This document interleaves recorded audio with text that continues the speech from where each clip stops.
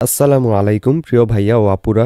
এই ভিডিওতে আমরা ক্লাস 7 এর বিজ্ঞান বইয়ের 15 এবং 16 পৃষ্ঠার কাজগুলোর উত্তর নিয়ে আলোচনা করব। আমাদের আগের ভিডিওটিতে তপন কমেন্ট করেছে, ধন্যবাদ স্যার। ওয়েলকাম তপন। প্রথমে আমরা 15 পৃষ্ঠার কাজটা দেখি। এখানে বলছে ভাজক ও স্থায়ী টিস্যুর চিত্র দেখে এদের বৈশিষ্ট্যগুলো আলাদা করে পোস্টারে লিখে দলে উপস্থাপন করো। তাহলে চলো এটার অ্যান্সারটা আমরা দেখে নিই। আমরা লিখব, এখানে ভাজক টিস্যু এবং স্থায়ী টিস্যুর বৈশিষ্ট্যগুলো উল্লেখ করা হলো। ভাজক টিস্যু যেগুলো অর্থাৎ মেরিস্টেম্যাটিক টিস্যু, এটার জন্য বৈশিষ্ট্যগুলো লিখব। কোষগুলো ছোট, পাতলা, কোষ প্রাচীরযুক্ত এবং বিভাজনে সক্ষম। নিউক্লিয়াসটি বড় এবং স্পষ্ট। সাইটোপ্লাজম ঘন এবং কোষ গহ্বর ছোট ও সংখ্যায় কম থাকে। এরা উদ্ভিদের বৃদ্ধি অঞ্চলে অর্থাৎ যেমন মূল ও কাণ্ডের অগ্রভাগ অবস্থান করে এবং নতুন কোষ তৈরি করে। তারপর এগুলো হলো 3 প্রকার: শীর্ষক ভাজক টিস্যু, পার্শ্বীয় ভাজক টিস্যু এবং আন্তঃপর্ব ভাজক টিস্যু। এরপর স্থায়ী টিস্যুর ক্ষেত্রে অর্থাৎ পার্মানেন্ট টিস্যুর ক্ষেত্রে বৈশিষ্ট্যগুলো হলো কোষগুলো বিভাজনে অক্ষম এবং নির্দিষ্ট কাজ সম্পাদনের জন্য বিশেষায়িত। তারপর কোষ প্রাচীর তুলনামূলকভাবে পুরু হতে পারে। তারপর সাইটোপ্লাজম কম ঘন এবং কোষ গহ্বর বড় ও সংখ্যায় বেশি থাকে। এরা উদ্ভিদের বিভিন্ন অংশে যেমন পাতা, কাণ্ড, মূল ইত্যাদিতে অবস্থান করে এবং বিভিন্ন শারীরবৃত্তীয় কাজে যেমন খাদ্য তৈরি, পরিবহন, সঞ্চয় সম্পন্ন করে।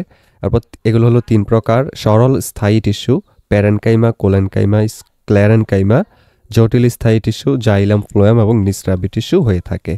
এবার চলো আমরা 16 পৃষ্ঠার কাজগুলো দেখে নেই। 16 পৃষ্ঠায় 2টা কাজ দেওয়া আছে। দেখো এখানে আমাদেরকে যে প্রথম কাজটা দেওয়া আছে সেটা হলো এইটা, এরপর দ্বিতীয় কাজটা হলো এইটা। প্রথমটা হলো তোমার হাতের কনুই বাঁকা ও সোজা করো। এতে তোমার হাতের পেশির কি পরিবর্তন ঘটছে? কোনো পরিবর্তন ঘটছে? কিভাবে পরিবর্তন ঘটছে লক্ষ্য করো এবং লিখে শ্রেণীতে উপস্থাপন করো। এর অ্যান্সার আমরা লিখব হলো এই যেরকমভাবে, যখন আমরা হাতের কনুই বাঁকাই বা সোজা করি তখন আমাদের হাতের পেশিতে কিছু পরিবর্তন ঘটে। এই পরিবর্তনগুলো হলো 1 নাম্বার পেশির সংকোচন ও প্রসারণ। এরপরটা হলো পেশির দৈর্ঘ্য পরিবর্তন। তোমরা একটু বিস্তারিতটা পড়ে নাও, আমরা পুরোটা পড়লে ভিডিওটা বড় হয়ে যাবে, তাই আমরা পড়তেছি না। তোমরা একটু ভিডিওটা পজ করে দেখে নাও। এর পরবর্তীতে এই পরিবর্তনগুলো কেন ঘটে, যে কারণ ঘটে সেটা হলো প্রথমটা আমাদের হাতের কনুইয়ের মুভমেন্ট। এই কারণে এখানে মূলত পেশি দ্বারা নিয়ন্ত্রিত হয়। আমাদের হাতের সামনের দিকে এবং পেছনের দিকে 2 ধরনের পেশি থাকে। এই পেশিগুলো একে অপরের সাথে বিপরীতভাবে কাজ করে। যখন একটি পেশি সংকুচিত হয় তখন তার বিপরীত পেশিটি প্রসারিত হয়।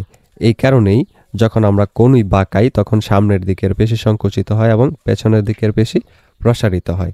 কিভাবে এই পরিবর্তন ঘটে? এর অ্যান্সারটা হলো আমাদের পেশিগুলো ছোট ছোট তন্তু দিয়ে গঠিত।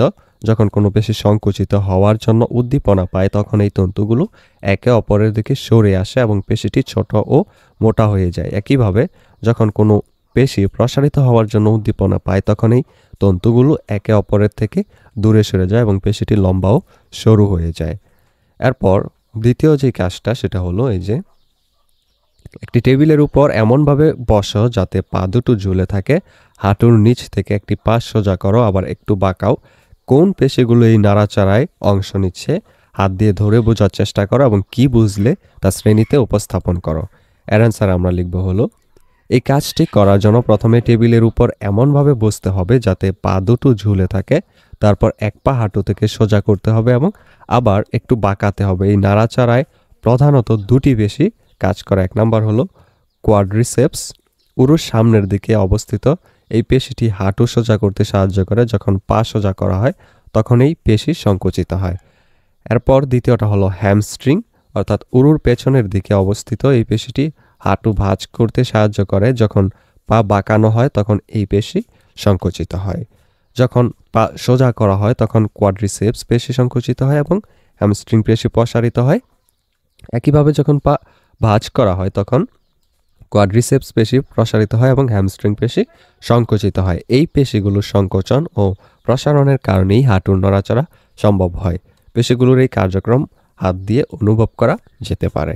ভিডিওর এই পর্যায়ে তোমাদেরকে একটা আপডেট জানিয়ে রাখি, তোমাদের নিশ্চয়ই এক এক বিষয়ের প্রাইভেট পড়ার জন্য এক এক স্যারের কাছে দৌড়াদৌড়ি করতে হয়, এতে করে অনেক সময় এবং অনেক টাকাও খরচ হয়। কেমন হতো যদি একই জায়গায় সবগুলো সাবজেক্টের প্রাইভেট পড়তে পারতে আর টাকাও লাগতো অনেক কম। সেই কথা ভেবেই তোমাদের জন্য 10 মিনিট স্কুল একটি অনলাইন কোর্স লঞ্চ করেছে, যেখানে খুব অল্প খরচে গোছানোভাবে সকল বিষয়ের উপর ক্লাসগুলো নেওয়া হবে। ডেসক্রিপশনে লিংক দেওয়া আছে, সেই লিংকে ক্লিক করে বিস্তারিত জেনে যদি কোর্সটি ভালো লাগে তাহলে আজই ভর্তি হয়ে যাও সেই কোর্সে। এই ভিডিওটি এই পর্যন্তই। পরের ভিডিওতে আমরা চ্যাপ্টার 2 এরই পেজ 17 এরপর হলো পেজ 18-র মধ্যে যে কাজগুলো আছে সেগুলোর আনসার নিয়ে আলোচনা করব।